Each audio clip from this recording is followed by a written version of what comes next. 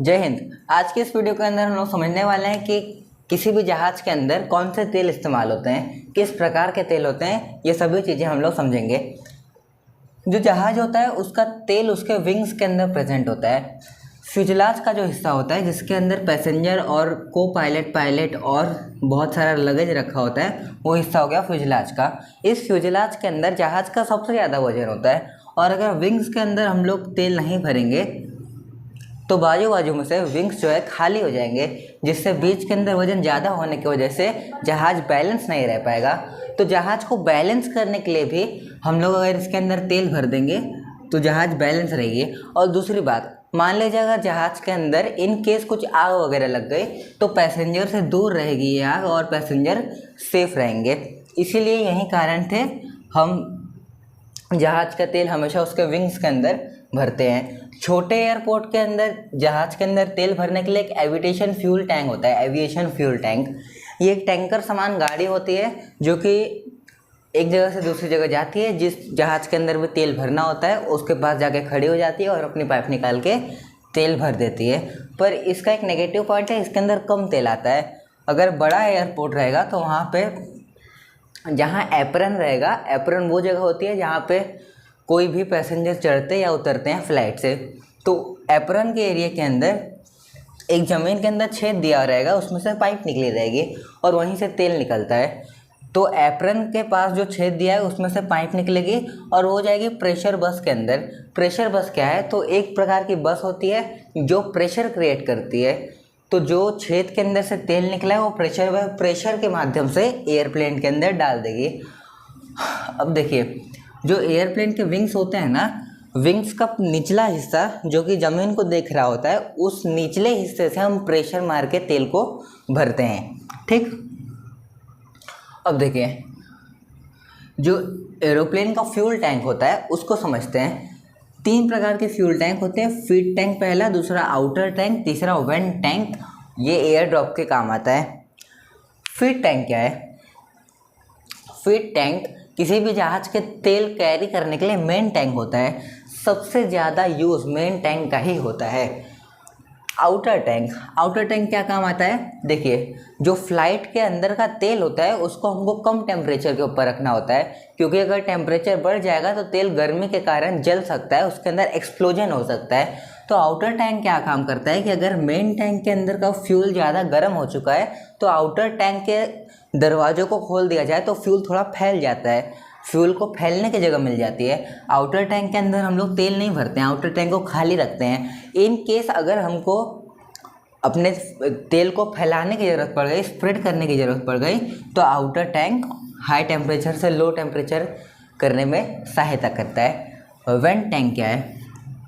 देखिए, कई बार क्या होता है कि जो बड़ी जहाज़ें होती हैं वो एयरपोर्ट से तो उड़ गए, पर किसी कारण की वजह से, किसी एमरजेंसी की वजह से उनको उसी समय वापस उसी एयरपोर्ट के ऊपर लैंड करना पड़ता है। तो उस समय दूर दूर तक जाने वाली जहाज़ें होती हैं वो बहुत ज़्यादा तेल ली रहती है।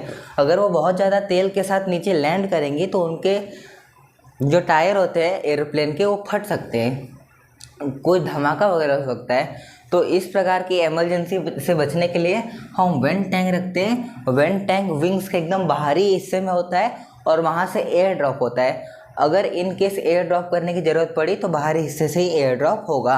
हर जहाज़ के अंदर एयर ड्रॉप की सुविधा नहीं होती है। जो बड़ी बड़ी जहाज़ें होती है, A380, बोइंग 777, ये सब जो बड़ी बड़ी जहाज़ें होती हैं उसके अंदर एयर ड्रॉप की सुविधा होती है। अब हम लोग समझते हैं types of aeroplane fuel. Aeroplane के अंदर किस प्रकार के फ्यूल होते हैं?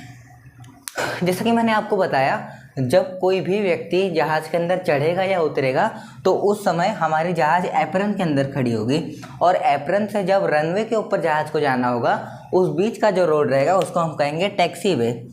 तो जब हमारी जहाज़ एप्रन से टैक्सी वे की ओर जाती है और उस समय जितना भी फ्यूल खर्च होता है उसे हम कहते हैं टैक्सी फ्यूल। इसके अंदर ज़्यादा फ्यूल खर्च नहीं होता क्योंकि कम दूरी तय करनी होती है। अब दूसरा आता है ट्रिप या मेन फ्यूल। जब हम टैक्सी वे को ख़त्म करते हैं, जब रनवे पे आ जाते हैं, तब हम मेन फ्यूल का सहारे पे रहते हैं और ये टेक ऑफ से लेकर लैंडिंग तक जितना भी फ्यूल लगता है उसे हम ट्रिप फ्यूल या मेन फ्यूल के अंदर कैटेगराइज करते हैं। तीसरा आता है कंटीजेंसी फ्यूल। कंटीजेंसी फ्यूल क्या है? मान लीजिए कि अगर आपकी जहाज़ उड़ रही है और दूर से आने वाली जो विंड है वो अपोजिट डायरेक्शन में है, तो आपका फ्यूल ज़्यादा खर्च होगा।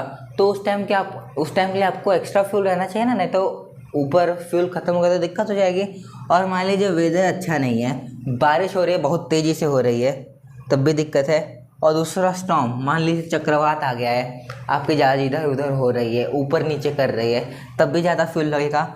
और मान लीजिए आपको कह दिया कि लो एल्टीट्यूड के ऊपर उड़ो, कम ऊंचाई के ऊपर उड़ो, तब बादल वगैरह तो आपके ऊपर है, तो कुछ भी बारिश होगी, हवा वगैरह आएगी, तब आपको पूरा सतर्क होकर चलना पड़ेगा। आपको स्पीड कम रखनी पड़ेगी। हवाएं जब प्रेशर लगाएंगी तब ऑटोमेटिकली आपकी स्पीड कम हो जाएगी।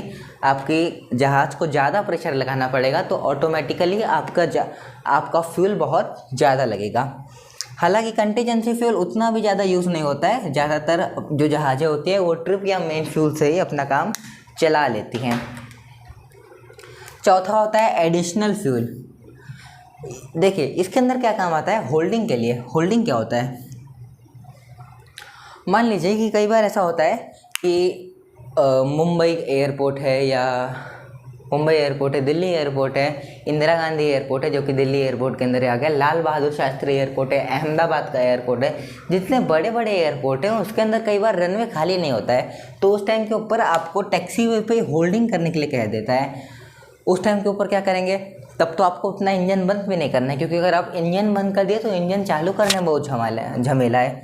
तो होल्डिंग पे अगर कर दिया तब भी आपको रुके रहना है। और अगर गो अराउंड करने बोल दिया, गो अराउंड का मतलब क्या होता है, मान लीजिए ये गो अराउंड पायलट करता है, ये एटीसी नहीं करती है, जबकि होल्डिंग एटीसी करवाती है। और गो अराउंड कौन करता है, पायलट करता है। गो अराउंड का मतलब क्या होता है, कई बार पायलट जो है एयरपोर्ट की तरफ आता है और एयरपोर्ट की तरफ आने ही वाला होता है, और जब देख रहा होता है कि हम उतर जाएंगे, और जब उसको ऐसा लगता है कि एयरपोर्ट काफ़ी, ये जो रनवे है काफ़ी पहले शुरू हो चुका है, और अगर हम अभी अपनी फ़्लाइट को नीचे कर दिए तो जब तक रनवे ख़त्म होगा तब तक हमारी जहाज़ रुक नहीं पाएगी।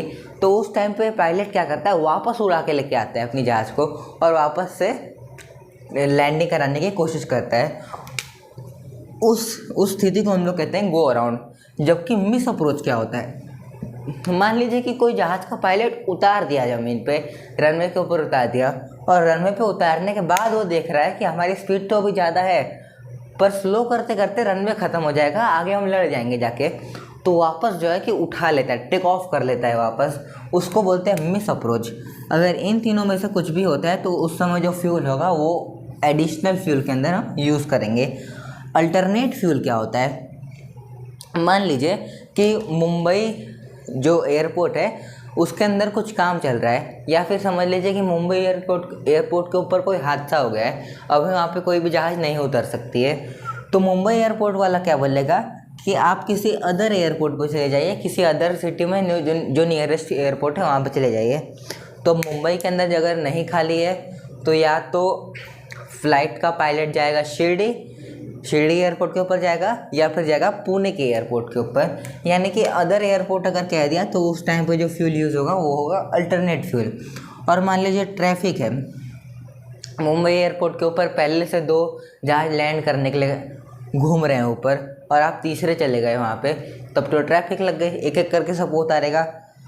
तो उस टाइम पर ट्रैफिक के अंदर अल्टरनेट फ्यूल यूज़ होगा।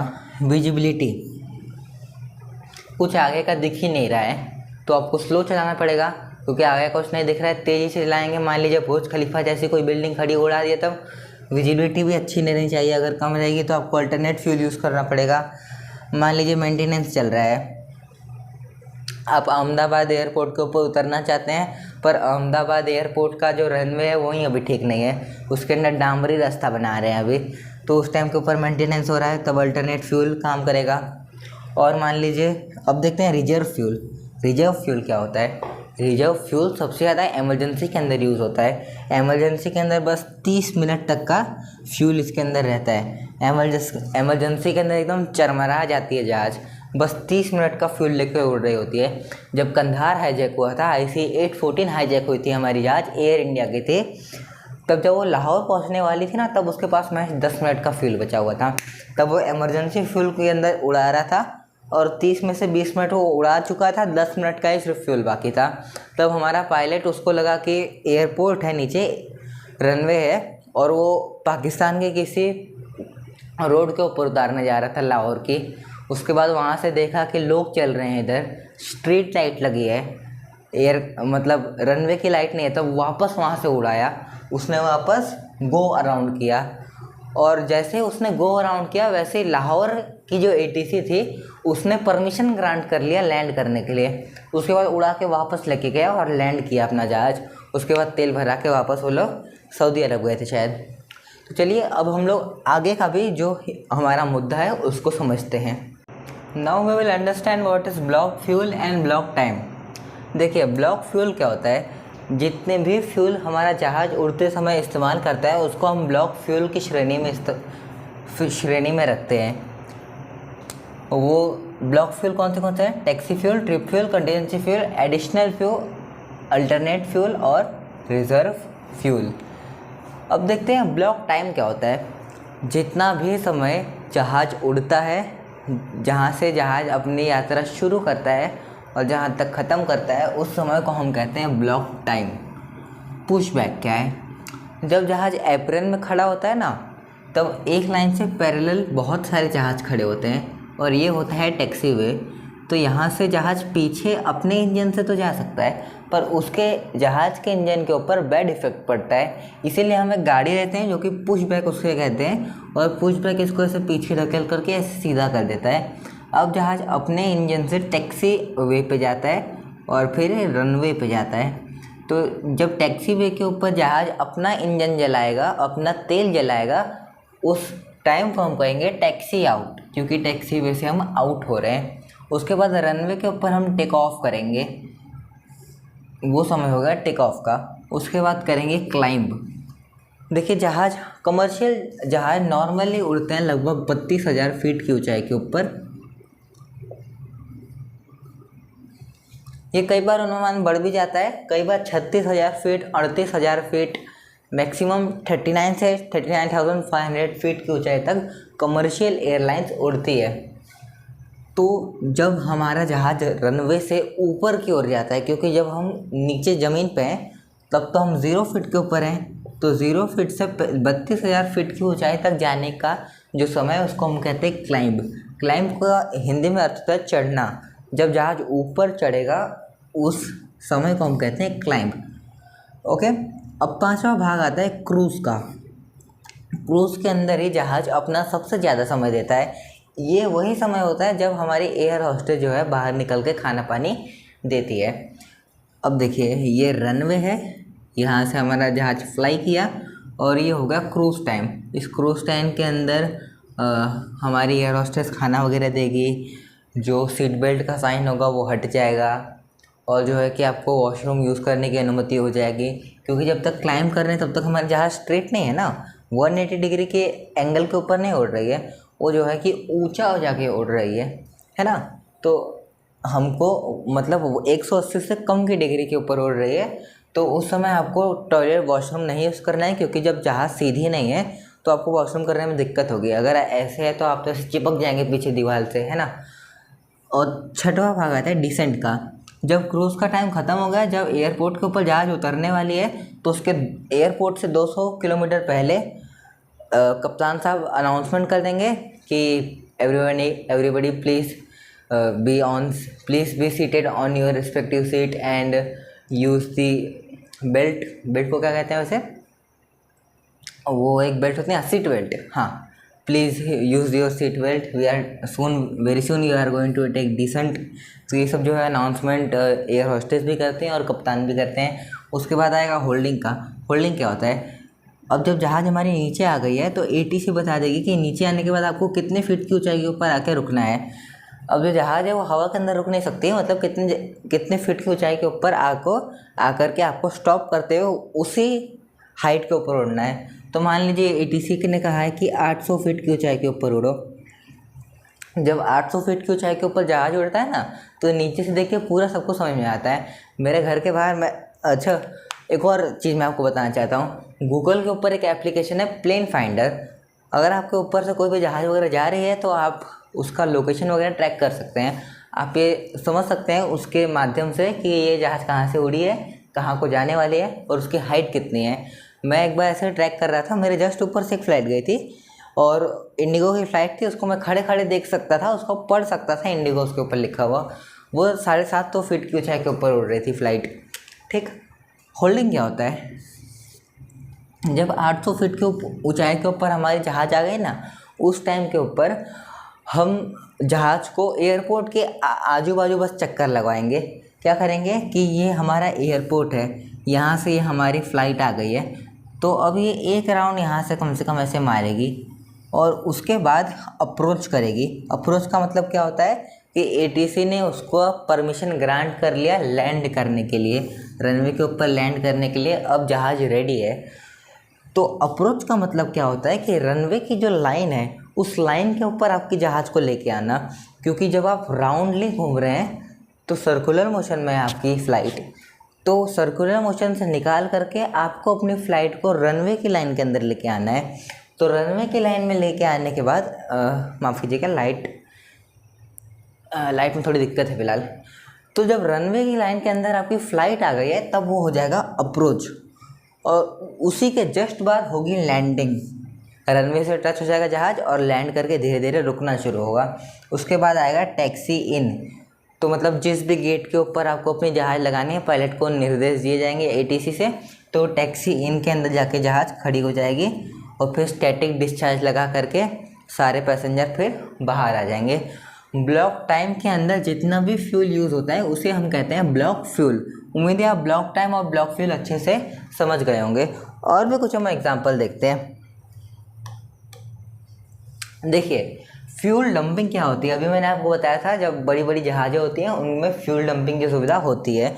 फ्यूल डंपिंग को हम टेक्निकल भाषा के अंदर जेटिंसन कहते हैं। क्या कहते हैं? जेटिंसन कहते हैं।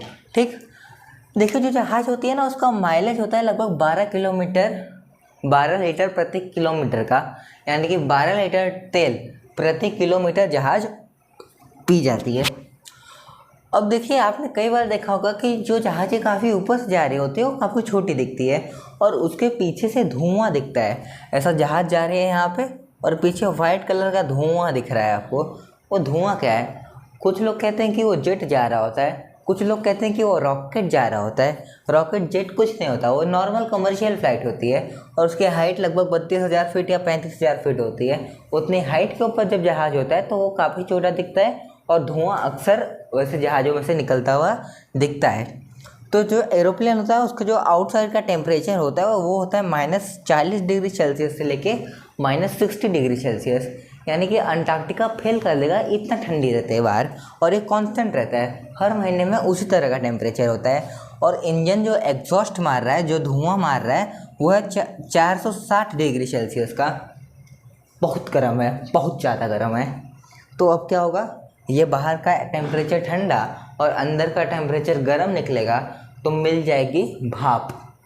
और ये भाप जब उतनी ज़्यादा तेज़ी से निकलेगी इंजन के अंदर तो एक बादल जैसा बन जाएगा जो कि आपको ज़मीन से खड़े खड़े दिखता रहेगा। वही होता है धुआं जो एरोप्लेन के पीछे से निकल रहा होता है। कई बेवकूफ़ लोग कहते हैं कि वो रॉकेट जा रहा है, जेट जा रहा है, वो कुछ नहीं है, नॉर्मल कमर्शियल फ़्लाइट है। अब एरोप्लेन के अंदर जो हमारा फ्यूल होता है उसको हम कहते हैं एटीएफ। एटीएफ का फुल फॉर्म होता है एविएशन टरबाइन फ्यूल। इस एटीएफ के अंदर हम मेनली केरोसिन तेल को रखते हैं और केरोसिन के साथ हम लुब्रिकेंट मिला देते हैं और एथिलीन ग्लिकॉल मिला देते हैं। केरोसिन है, लुब्रिकेंट है और एथिलीन ग्लिकॉल है। इसके अंदर से एक बार जीएस के पेपर में क्वेश्चन आया था कि एटीएफ फ्यूल के अंदर एथिलीन ग्लिकॉल क्यों मिलाते हैं, तो उसका आंसर है डोंट अलाउ टू फ्रीज, क्योंकि उतना जब बाहर ठंडी है ऊपर तो हमारे फ्यूल को जमने नहीं देना है ना, उसका बर्फ़ नहीं बनाना है, तो वो बर्फ़ नहीं बनने देता है एथिलीन ग्लिकॉल। ठीक, और देखिए एक और आपके दिमाग में सवाल होगा कि ये जो जहाज़ होती है वो एरोप्लेन होती है कि एयरप्लेन होती है? आपने दोनों देखे होंगे। एरोप्लेन भी आपने कई जगह लिखा देखा होगा और एयरप्लेन भी कई जगह लिखा देखा होगा। दोनों का एक ही मतलब है, हवाई जहाज, पर दो अलग अलग शब्द क्यों हैं? क्योंकि जो एयरप्लेन है ना, ये यूज़ होता है अमेरिकन इंग्लिश के अंदर, जबकि जो एरोप्लेन है ये यूज़ होता है ब्रिटिश इंग्लिश के अंदर।